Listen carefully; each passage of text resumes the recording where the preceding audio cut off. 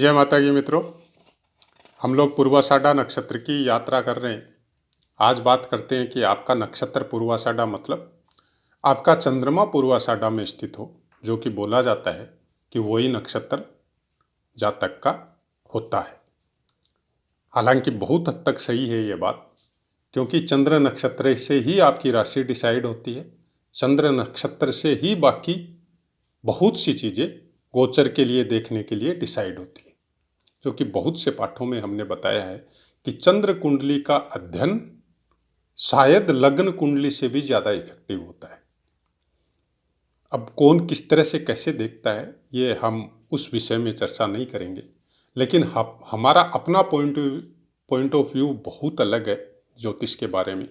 गोचर के फलों को प्राप्त करने के लिए आपको चंद्र कुंडली की सहायता के बिना उसको समझना बहुत मुश्किल है, और जो भी प्रारब्ध के भोग मिलते हैं वो गोचर के फलों से ही मिलते हैं। आपके पास बैंक बैलेंस मिल गया, माता पिता ने आपके लिए जो भी बैंक में डाला था या आपने जो डाला था वो आपको जन्म होते ही आपके साथ जुड़ चुका है। वो प्राप्त कब होगा, वो प्राप्त करने वाला समय केवल चंद्रमा बताएगा, चंद्र कुंडली बताएगी।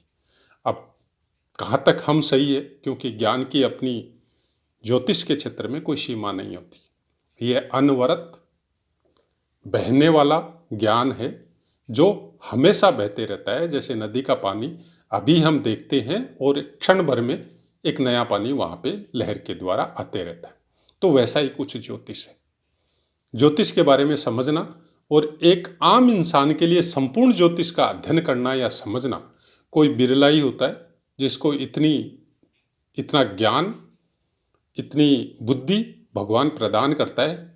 सबको उस तरह की बुद्धि मिले, सब तरह से उसको समझने की प्रेरणा ईश्वर की भक्ति के बगैर या ध्यान साधना के बगैर केवल पुस्तकों से कदापि संभव नहीं है। ये हमारा व्यू है। बाकी सबकी अपनी अपनी अलग अलग यात्रा है, कोई बहुत आगे बढ़ सकता है। यहाँ पे उम्र की कोई सीमा से कोई मतलब नहीं है। ज्ञान में उम्र नहीं देखी जाती, उम्र सम्मान के लिए देखी जाती है। वो भी कब कि कैसे कर्म करके आपने किस तरह से अपनी उम्र का सदुपयोग किया है। लेकिन ज्ञान जहां तक बातें हैं कि बहुत छोटे छोटे बच्चों में भी, बहुत कम उम्र में भी किसी ज्ञान में वो परफेक्ट, वो बड़े से भी ज़्यादा हो सकता है, क्योंकि सब प्रारब्ध के भोग भोगने के लिए आए हैं। तो किसी जन्मों में वो आदमी उस ज्ञान को प्राप्त कर चुका है। अब इस जन्म में उसका एक क्लिक होना है कि जैसे ज्योतिष आपने बहुत जन्मों से बहुत बार अध्ययन किया है, लेकिन इस जन्म में एक बार आपने किसी ज्योतिष की पुस्तक को गलतीवश, शौक के वश या घर में पड़ी हुई या किसी पंडित या मंदिर में जाके पढ़ के आ गए और आपका वो ज्ञान क्लिक हो जाता है। फिर आपका इंटरेस्ट उस क्षेत्र की तरफ ज़्यादा होता है और धीरे धीरे वो पुराना वाला ज्ञान आपके साथ जुड़ते जाता है। ऐसा हर सेक्टर में होता है, और हर आदमी के अंदर कुछ न कुछ ऐसा होता है जो उसको प्रारब्ध के द्वारा गॉड गिफ्टेड है।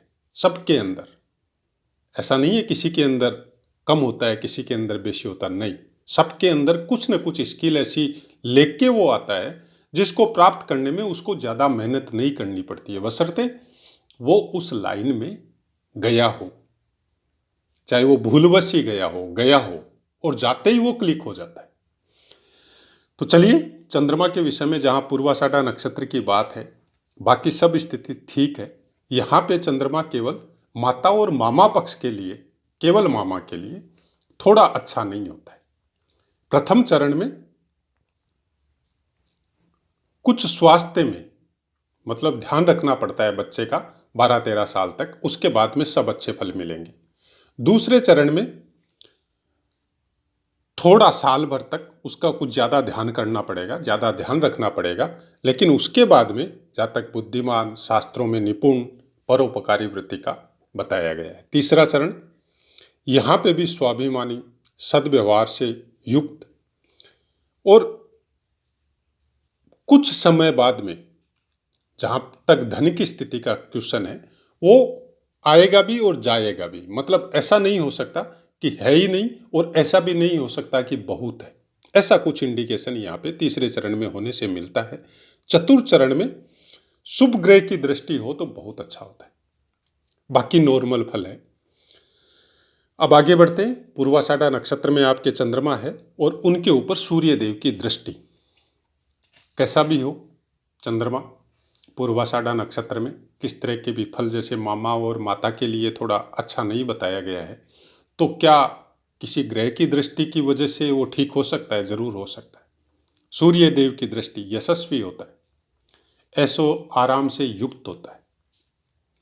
मंगल की दृष्टि सुरक्षा या डिफेंस या पुलिस सेवा में जाने की प्रबल संभावना हो जाती है। बुध देव की दृष्टि ज्योतिष शास्त्र या वेद पठन, ये सब में ज़्यादा प्रवृत्त होता है और उससे उसका जीवन भी सुखी होता है। इसका मतलब उसी को अपना प्रोफेशनल भी बना सकता है। गुरुदेव की दृष्टि कोई भी सरकारी काम हो, चाहे राजनीति के क्षेत्र में हो, चाहे समाज के क्षेत्र में हो, कुछ उच्च पदवी में लेके जा सकता है। शुक्र देव की दृष्टि धनी होता है और धार्मिक प्रवृत्ति का भी होता है। और शनि देव की दृष्टि कई धार्मिक संगठनों के साथ और शास्त्रों में पारंगत बताया गया है। तो ऐसा कुछ पूर्वाषाढ़ा नक्षत्र, उसके अंदर चंद्रमा और बाकी ग्रहों की दृष्टियों का फल पुस्तक के अनुसार बताया गया है। अब क्या ऐसा ही होता है? नहीं होता है। इससे और ज़्यादा अच्छा हो सकता है, इससे और ज़्यादा बुरा हो सकता है। वो आपको ये देखना पड़ेगा कि वो चंद्रमा पूर्वाषाढ़ा नक्षत्र में जो धनु राशि में आएगा, आपके कौन से स्थान में विराजमान है। धनु राशि का स्वामित्व है जिनके पास है, उनका प्लेसमेंट कहाँ है? कहीं से कोई दृष्टि आ रही है? खुद पूर्वाषाढ़ा नक्षत्र का स्वामित्व शुक्र देव के पास है, वो आपकी कुंडली में कौन से स्थान का स्वामित्व है उनके पास है और वो कहाँ पे प्लेस है।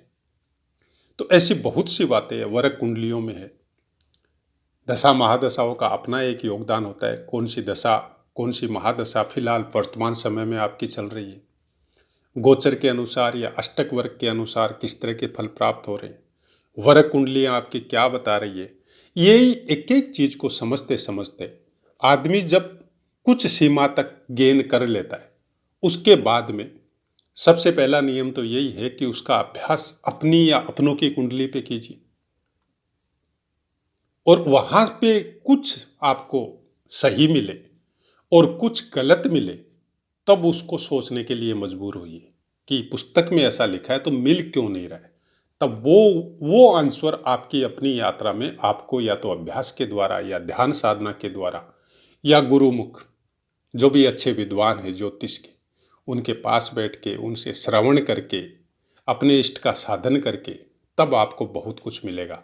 ज्योतिष शास्त्र का बहुत अच्छे अच्छे नियम है, वर्तमान समय में एक अलग लेवल पे चल रहा है, जबकि इसमें शुरुआत में प्रस्तावना में ही लिखा हुआ रहता है कि जब किसी जातक की कुंडली का आप अध्ययन करते हैं तो कम से कम उसके बारे में आपको ज्ञान होना चाहिए कि वो इंसान वर्तमान में क्या कर रहा है, किस तरह के संस्कारों से युक्त है, किस तरह की परिस्थिति में जी रहा है, किस तरह के स्थान में उसका जीवन यापन चल रहा है और कर्म कैसे कर रहा है। उसी के अनुसार वो फल आपको प्राप्त होंगे। एक छोटा सा एग्जाम्पल है कि आपका सूर्य बहुत अच्छा है, आपको नाम फेम सब कुछ दे सकता है, आपके लग्न में विराजमान है, अपनी राशि का है या अपनी मित्र राशि का है, वर्गोत्तम भी हो सकता है, बहुत कुछ दे सकता है आपको। लेकिन क्या उसको उसके अनुसार आप काम कर रहे हैं? क्योंकि सूर्य क्या चाहता है या सूर्य क्या देता है आपको? फेमसिटी देता है, नाम देता है। धन देने की गारंटी सूर्य देव के पास नहीं है। अब आदमी धन लिप्सा में या धन लोलुपता में बहुत कुछ ऐसे कर्म कर जाता है जो सूर्य देव को पसंद नहीं है, तो फिर क्या होगा? वो सूर्य देव वैसा फल आपको नहीं दे सकेगा जैसा उसको देना था, जैसा उसका मिला था आपको। क्योंकि शक्तियां तो सबके पास है और सबको मिलती है ग्रहों के द्वारा। अब उस शक्ति को संभालने के लिए वैसा शरीर, वैसा मन, वैसी बुद्धि आपके पास होनी पड़ेगी। और ज्योतिष शास्त्र यही बताता है कि अपने कर्मों पे, अपनी दिनचर्या पे और अपने मन पे पूरा अंकुश रखना पड़ेगा आपको। चाहे हम लोग आज हंसी मजाक में बोल दे कि पुराना जमाना नहीं है, उस तरह से जो हम लोगों के माता पिता या माता पिता के माता पिता जिन्होंने जैसा जीवन गुजारा वैसा जीवन आज के समय में नहीं गुजार सकते। अपनी अपनी सोच है, क्यों नहीं गुजार सकते। आप अपने मन को जिस तरफ मोड़ना चाहे, ये जो मशीन हम लोगों को मिली है ना, इसको कैसे भी आप सेट कर सकते हैं। किसी ने सेट कर ली कि उसको सुबह 4 बजे उठना है और किसी ने सेट कर रखी है सुबह 9 बजे उठना है। ये दोनों तरफ काम करती है। अब 9 बजे उठने वाले की बुद्धि में फर्क पड़ता है और 4 बजे उठने वाले की बुद्धि में अलग फर्क पड़ता है। लेकिन मशीन 9 बजे उठने वाला अगर सेट करे, कुछ मेहनत करे, कुछ मन पे नियंत्रण रखे और वो 4 बजे उठने की कोशिश करना चालू कर दे, तो शुरुआती महीने 1.5 महीने हो सकता है उसको तकलीफ हो, लेकिन बाद में वो ये मशीन ऑटोमेटिक हैबिचुअल हो जाती है, क्योंकि इसका सॉफ्टवेयर बड़ा गजब का है। हम जैसा चाहे वैसा बना सकते हैं और उसी के अनुसार हम लोगों को फिर फल प्राप्त होने चालू हो जाते हैं। सुबह 4 बजे उठते हैं या सूर्योदय के पहले उठते हैं, सूर्य अगर खराब भी है तो आपको अच्छा फल देना चालू कर देता है। ये प्रैक्टिकल एक्सपीरियंस है। चाहे आप हमारे अपने ऊपर मान लो, चाहे जिनको प्रोवाइड करवाया या प्रिडिक्शन दी उनके लिए समझ लो आप। ऐसी बहुत सी बातें हम लोग स्टोन समझ पहन के हम लोग सोचते हैं कि उस ग्रह को हम लोग शांत कर लेंगे। अब ऐसा पाठ भी हमने दिया था कि स्टोन पहनने से क्या हो सकता है और क्यों नहीं पहनना चाहिए। हालांकि वर्तमान समय में ये जेम्स को ज्योतिष के साथ इस तरह से जोड़ दिया गया है कि हम लोग समझ ही नहीं पा रहे हैं कि क्यों पहने। अब जो पहनते हैं वो शुरुआत में तो थोड़ा सा उनको फायदा नजर आता है, लेकिन उसने बिगाड़ क्या क्या दिया आपको एक लंबे समय बाद में पता चलता है। फिर उसको सुधारना बड़ा मुश्किल होता है। तो ऐसी बहुत सी बातें जो ज्योतिष के विषय में हम लोग जब अध्ययन करेंगे, कुछ सीखने की कोशिश करेंगे। चैनल का मकसद भी यही है कि अपने दिमाग को शांत रखिए हर परिस्थिति में और ग्रहों के आदेशों को या नक्षत्रों के आदेशों को समझिए कि आपको अपना जीवन किस तरह से बिताना है। आपका बुध जन्मपुत्री में बहुत बलवान है। वर्तमान समय में आप मानो या मत मानो, सबसे बड़ा विपरीत फल देने वाला और शुभ फल देने वाला राहु केतु शनि बुध है। ये शुभ होके भी अशुभ हो जाते हैं जब हम लोग अपने कर्मों पे नियंत्रण नहीं रखते, और ये अशुभ होके भी शुभ हो जाते हैं जब आपके कर्म बहुत अच्छे रहते हैं। अब इसको ज्योतिष को आप कैसे समझते हैं, किस तरह से समझते हैं, ये हम आपके ऊपर छोड़ते हैं। लेकिन ज्योतिष हम लोगों को यही सिखाता है कि प्रार्थना भी करें ना भगवान से तो सबके लिए कीजिए। सेवा करने के लिए मिला है शरीर, जैसे हमारे पास कुछ नहीं है तो ईश्वर ने जो ज्ञान दिया वो आपको प्रोवाइड करवा रहे हैं, बिना कोई लाग लपेट के, बिना कोई आपसे धन प्राप्ति की उम्मीद से। कोई लाग लपेट नहीं है इसमें। किसी तरह का कोई फोन नंबर भी आपको प्रोवाइड नहीं किया गया है कि आप हमको अपनी कुंडली भेजो, फिर हम आपको भविष्य फल बताएं, फिर आपसे फीस की रिक्वायरमेंट करें। ऐसा कुछ नहीं है। न माता रानी से यही प्रार्थना है कि न ऐसा जीवन में कभी हो। जो मिल रहा है उसमें ठीक है, कोशिश कीजिए। इन ग्रह नक्षत्रों से सोशल मीडिया के द्वारा जो आपको प्रताड़ना मिल रही है, योग दुर्योगों के द्वारा जो सुनने को मिल रहा है, उससे बाहर निकलिए और सबसे बड़े अपने कर्मों को ध्यान में रखिए। अगर आप अच्छा कर रहे हैं तो इंतजार कीजिए, उस अच्छे का फल भी आपको मिलेगा। और सेम अगर गलत कर रहे हैं तो वैसा भी मिलेगा। फिर न तो कोई ज्योतिषी उसको काट सकता है, न कोई उपाय उसको ठीक कर सकते हैं। ठीक करने के लिए हम लोगों के कर्म है, वो उसी से हम लोग उसको ठीक कर सकते हैं। बाकी और कोई जरिया नहीं है। तो क्या यज्ञ हवन मंत्र जाप से कोई फल नहीं मिलता? जरूर मिलता है। किसने बोला नहीं मिलता? जरूर मिलता है। उससे आपकी पॉजिटिविटी बढ़ती है, बशर्ते आप पूरी आस्था के साथ करें, पूरे विधि विधान से करें। जिस समय जो काम करवा रहे हैं किसी योग्य जानकार के द्वारा, उस पर्टिकुलर पीरियड में आपको भी अपना बहुत अच्छी तरह से ध्यान रखना पड़ेगा। कर्मों के ऊपर, दिनचर्या के ऊपर, खान पान के ऊपर, रहन सहन के ऊपर, तब जाके वो फलीभूत होगा। और फलीभूत क्या होगा? आपकी पॉजिटिविटी बहुत बढ़ेगी, आपको संघर्ष करने की शक्ति आपके अंदर बहुत आएगी। वो उसमें हेल्प करती है कि कोई गलत चीज या गलत प्रारब्ध आपका चल रहा है और आपको साहस मिला, आपकी पॉजिटिविटी बढ़ी, तो उस संघर्ष से आप भोग के निकल गए। बिना भोगे निकलना मुश्किल है।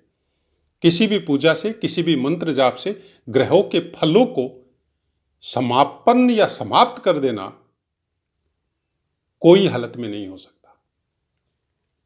इसके प्रत्यक्ष प्रमाण तो हम लोगों के भगवानों के जो अलग अलग अवतार हुए हैं पृथ्वी पे, उनका अध्ययन कर लीजिए, उसमें भी यही है। सबसे फेमस में राम कृष्ण दोनों के अवतार है, जिनकी पूरी कहानियां हम लोगों के सामने है। वो सब कुछ कर सकते थे, सब शक्तियां थी उनके पास, फिर भी प्रारब्ध के ग्रहों के भोग उस जन्म पत्री के हिसाब से उन्होंने पूरी तरह शांत रह के, साहस के साथ उन भोगों को भोगा है। वो आप और हम तो साधारण इंसान हैं, हम लोगों को भी भोगना पड़ेगा। इसी के साथ अपनी वाणी को विराम देते हैं, आपसे आज्ञा लेते हैं। जय माता।